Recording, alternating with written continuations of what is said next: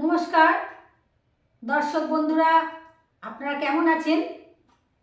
আজ একটা প্রাণায়াম এবং একটা আসনের দ্বারা আপনারা কিভাবে ভালো থাকবেন, সুস্থ থাকবেন, আজকের ভিডিও সেটাই। একটা আসন, উত্থান মুন্ডুক আসন। এই মুন্ডুক আসন করলে ফুসফুস লাংস ভালো থাকে, রেসপিরেটিভ সিস্টেম ভালো থাকে।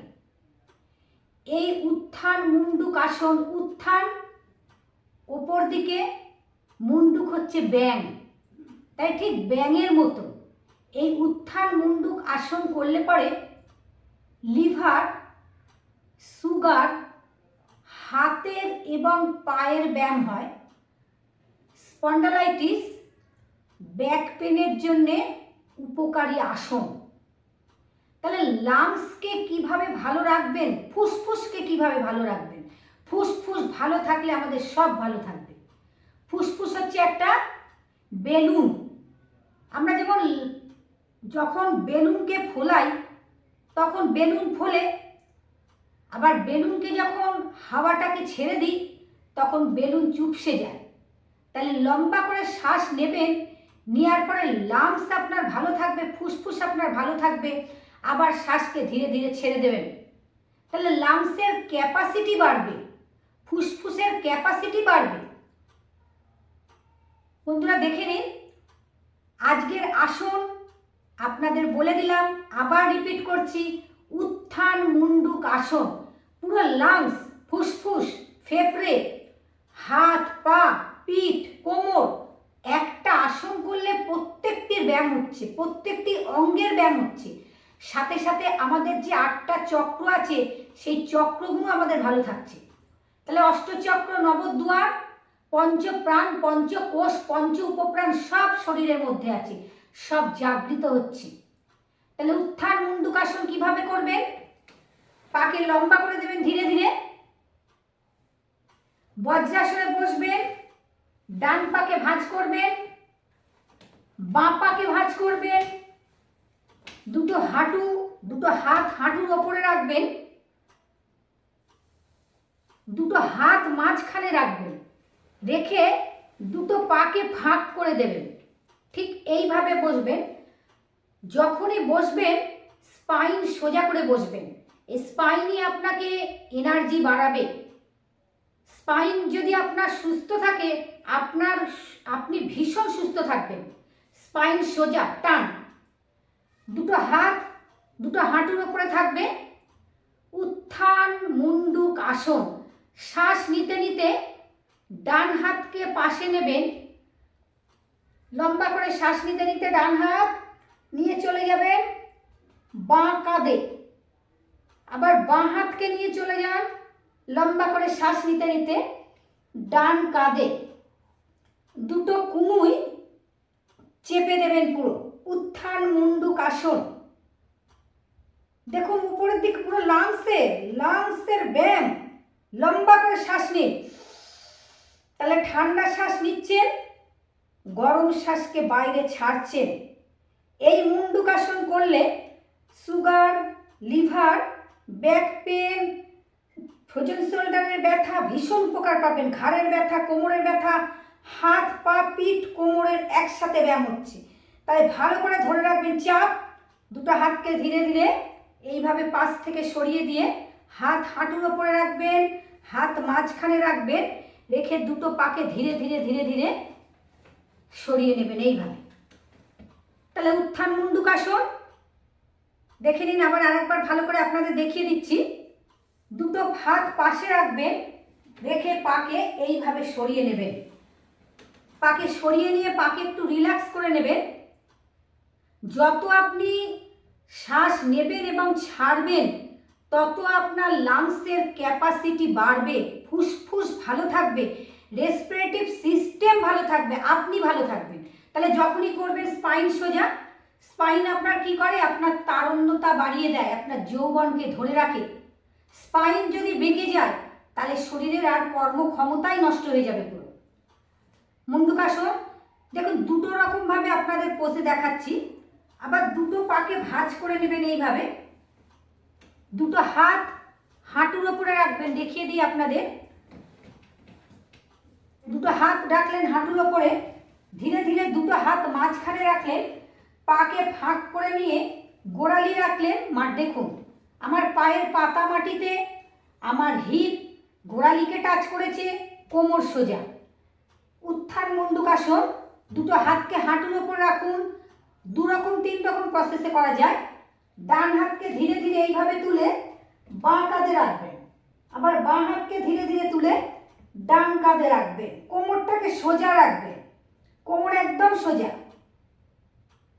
আপনি কাউন্ট করতে পারেন 1 2 3 4 5 6 7 8 9 10 11 12 13 14 15 16 17 18 19 20।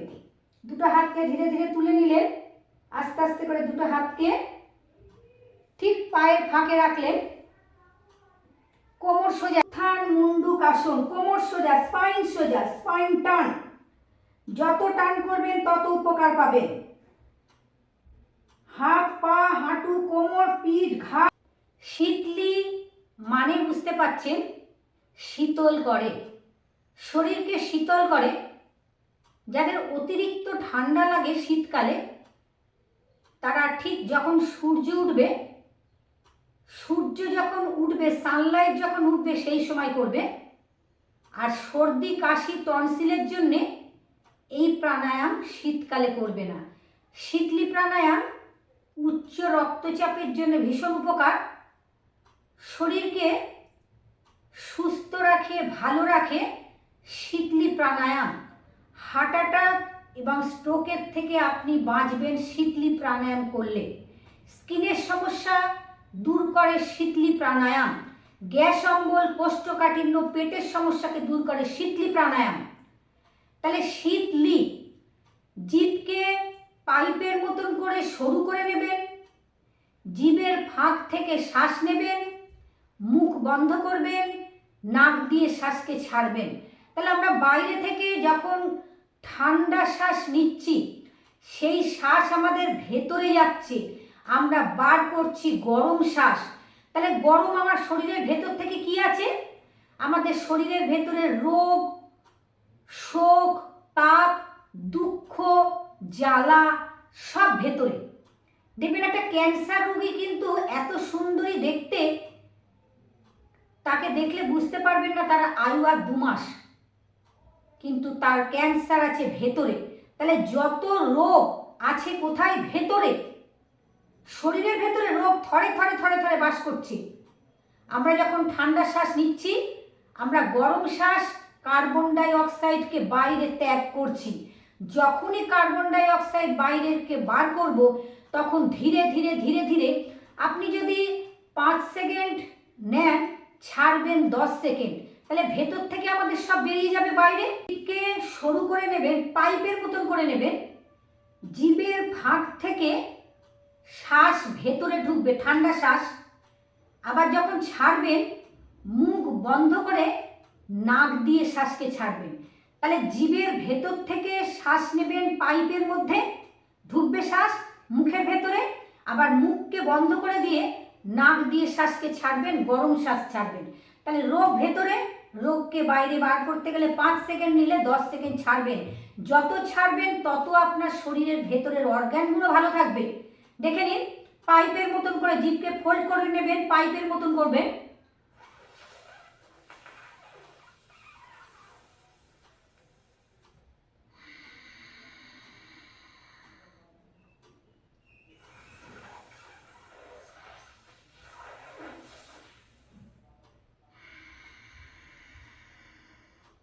স্কিনের রোগ ঠিক হয়ে যায়।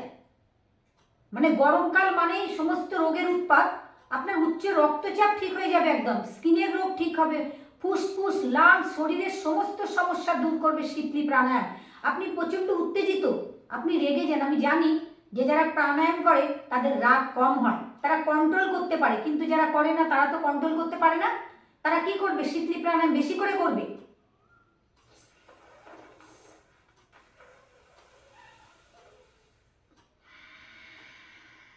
একটা পাইপের মতন হবে, যখনই করবেন স্পাইন সোজা করে।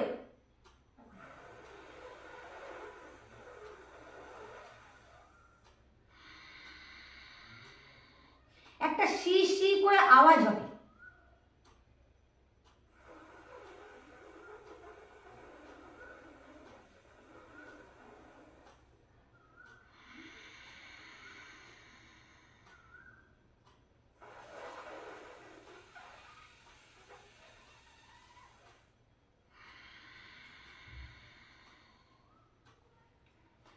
বন্ধুরা, আজকে একটা প্রাণায়াম, একটা আপনাদের আসন দেখালাম।